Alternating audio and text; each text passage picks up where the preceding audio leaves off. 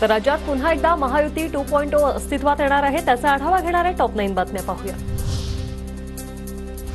महायुतीत एकनाथ शिंदे यांचा योग्य सन्मान राखला जाईल। शिंदेंचा सन्मान म्हणजे आमचा सन्मान, दीपक केसरकरांचं विधान।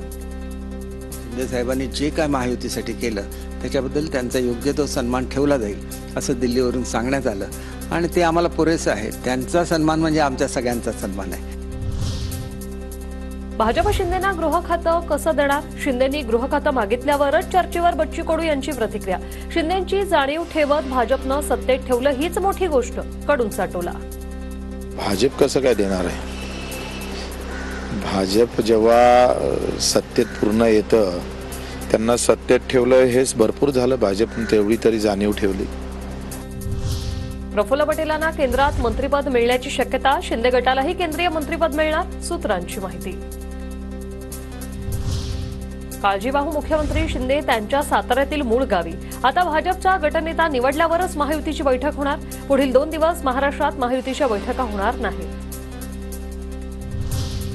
एकनाथ शिंदे यांना भेटण्यासाठी वर्षा बंगल्यावर शिवसेना नेत्यांची रीक। भरत गोगावले, दीपक केसरकर आणि गजानन कीर्तीकर उपस्थित। प्रहारचे नेते बच्चू कडूही वर्षावर।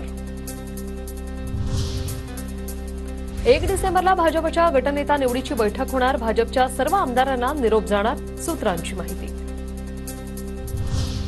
महायुती सरकारच्या शपथविधी सोहळ्याच्या तयारीला वेग। देवेंद्र फडणवीसांनी महापालिका आयुक्तांकडून घेतला मुंबईतील मैदानांचा आढावा। 2 डिसेंबरला शपथविधी छत्रपती शिवाजी महाराज पार्कवर होणार आणि उशीर झाल्यास आझाद मैदान, महालक्ष्मी रेसकोर्स, MMRDA मैदानाचाही विचार होऊ शकतो। आजही खुश, पत्रकारांनी फोटोवरून विचारलेल्या प्रश्नावर शिंदेंची प्रतिक्रिया। तर उगवत्या आणि मावळत्या सूर्यात फरक असतो, शिंदेंच्या फोटोवरून संजय राऊतांचा टोला।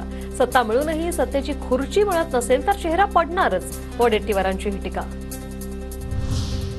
काळजीवाहू सरकार असताना वक्फ बोर्डाला निधी देण्याचा प्रकार चुकीचा, या संदर्भात प्रशासनाने काढलेला GR योग्य नाही। देवेंद्र फडणवीसांचं ट्विट चर्चेत, तर नवीन सरकार येताच याची चौकशी केली जाईल असाही ट्विटमध्ये उल्लेख।